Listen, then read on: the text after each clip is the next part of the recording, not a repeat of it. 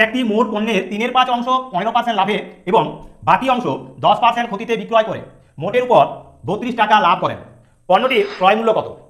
ক্রয় মূল্য সমান সমান কি না, ক্রয় মূল্য সমান দেখো মোট লাভ করেছে কত? 32 টাকা। তাহলে 32 টাকা মোট লাভ গুণ 100 বাই প্রথম অংশের লাভ। প্রথম অংশের লাভ কত আছে না 3/5 গুণ 15%। তাহলে এখানে লিখব 3/5 গুণ 15 বিয়োগ কত আছে এখানে দ্বিতীয় অর্থাৎ বাকি অংশের ক্ষতি। কত ক্ষতি? 10%। বাকি অংশে বাকিটা কত? 3/5 মানে আছে বাকি 2/5 অংশ। তাহলে 2/5 গুণ 10 সমান সমান কি পাবো?